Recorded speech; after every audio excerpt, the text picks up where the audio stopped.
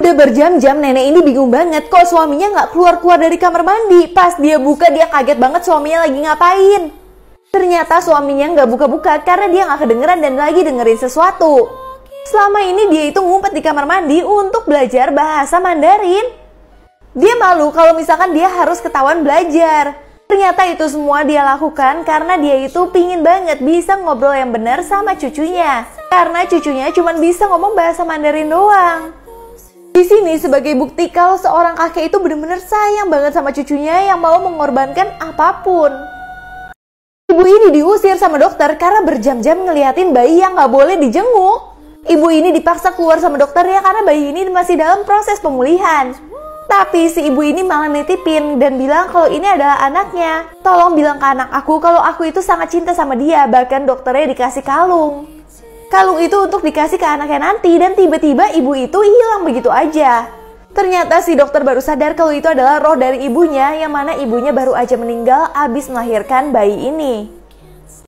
Setiap hari semua murid ini nunggu kelasnya itu mati lampu. Dan pas mati lampu ini yang terjadi. Jadi mereka itu benci banget sama gurunya yang selalu nyuruh mereka untuk belajar dan ngomel-ngomel terus. Sampai pas mereka kelasnya mati lampu, mereka berharap mereka itu akan mati lampu terus dan dipulangin. Bener aja dong, tiba-tiba kelasnya mati lampu lagi. Dan kepala sekolah nyuruh mereka untuk pulang aja karena nggak kondusif banget untuk belajar. Di situ mereka seneng banget dan bergegas pulang, tapi pas mereka lagi keluar, tiba-tiba lampu nyala lagi. Jadinya mau nggak mau mereka harus belajar lagi dong. Pas mereka mau balik ke kelas, tiba-tiba gurunya bilang, "Kalian mau ngapain? Ya udah pulang aja." Di situ mereka benar-benar kaget banget sama tingkah dari gurunya. Ternyata gurunya yang mereka anggap nyebelin banget tuh nggak senyebelin itu. Dan bahkan mengerti keadaan mereka, yang penting mereka itu tetap belajar. Cewek ini aneh banget, bisa melihat password dari semua orang, tapi dia tambah bingung karena dia nggak bisa ngelihat password dari temennya sendiri. Di sini dia mulai curiga, apalagi Lily itu orangnya berbeda dari yang lain. Dia itu sering banget dibully sama yang lain. Bahkan dia sering banget diminta beliin kopi, tapi disuruh bayar sendiri. Nah, karena temennya nggak terima Lily itu digituin, akhirnya dia kan tahu pin ATM dari temen-temennya. Dia yang beliin kopi, tapi saldo ATM dari temennya berkurang terus. Tapi dia masih bingung, kenapa ya Lily itu passwordnya masih bintang-bintang? Sampai tiba-tiba saat Lily itu udah seneng dan benar-benar nyaman sama temennya ini, tiba-tiba password dari si Lily itu muncul di atas kepalanya dia. Dan temennya dengan aneh juga dia itu nyebutin password yang ada di atas kepalanya Lily. Tapi tiba-tiba si Lily itu benar-benar berubah. Bahkan dia itu benar-benar jadi robot. Ternyata selama ini Lily itu bukan manusia, tapi dia adalah robot. Makanya passwordnya itu ada di tubuhnya dia sendiri.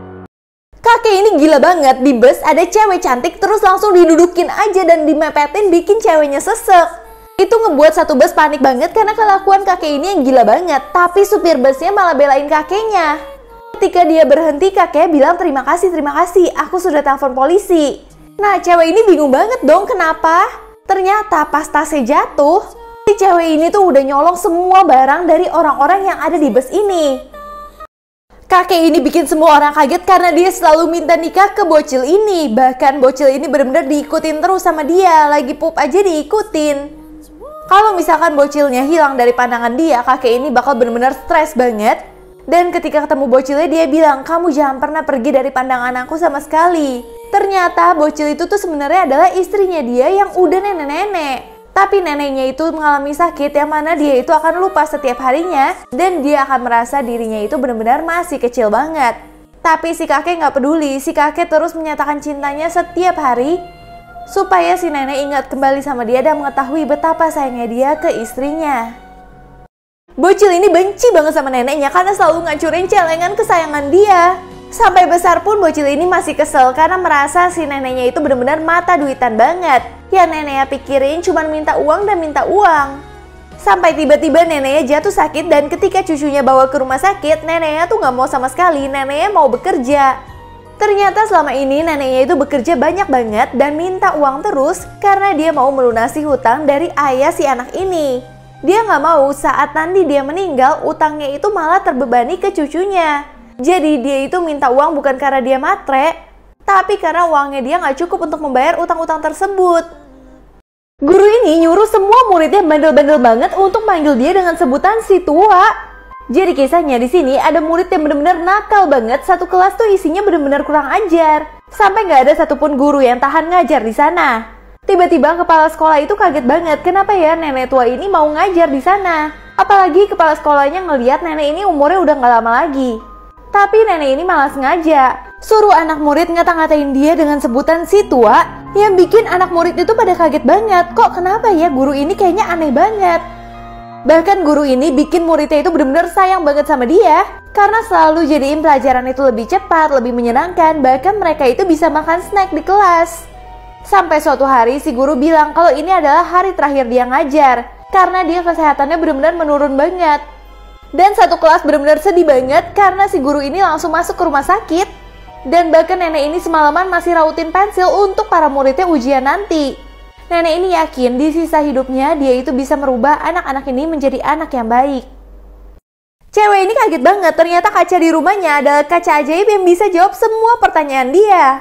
Saat dia tanya hari ini hujan atau enggak, kacanya bisa jawab hujannya itu jam berapa. Di sini dia benar-benar kaget banget, tapi akhirnya dia memanfaatkan kaca tersebut untuk kepentingan dia.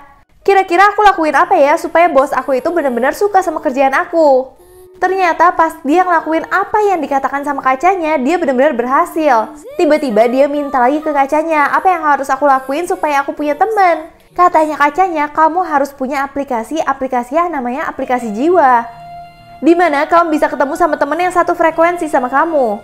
Tapi tiba-tiba pas dia udah seneng punya teman, temennya itu mulai gak jawab-jawab panggilan dari dia. Pas dia coba nanya ke kacanya, ternyata kalau dia minta temen, temennya akan terjebak di dalam kaca. Ternyata kaca itu mengambil jiwa-jiwa orang, guys. Cewek ini benar-benar gak mau wajahnya ketahuan sedikit pun sama temennya yang buta. Jadi cewek ini bernama Lily yang dia itu selalu jahat banget sama temennya. Padahal temennya buta tapi selalu diomel-omelin. Bahkan Lily bilang ke temennya kalau dia itu udah capek banget ngurusin cewek buta kayak temennya ini. Dan Lily gak pernah mau temennya tuh tahu ciri-ciri muka Lily tuh kayak gimana. Sampai akhirnya pas mereka lagi bareng-bareng kayak gini, Lily akhirnya pergi dari rumah ini nih. Dan cewek yang buta ini tiba-tiba mendapatkan telepon kalau dia akan mendapatkan mata yang baru. Akhirnya dia seneng banget bisa melihat lagi, tapi tiba-tiba Lily itu benar-benar hilang.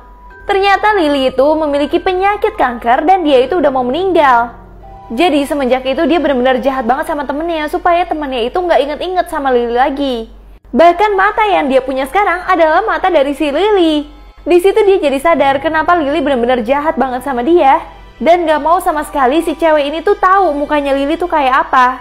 Karena Lily itu gak mau cewek ini benar-benar sedih karena terus mengenang Lily. Jadinya dia pingin cewek ini terus melanjutkan hidup dan anggap Lily itu gak pernah ada.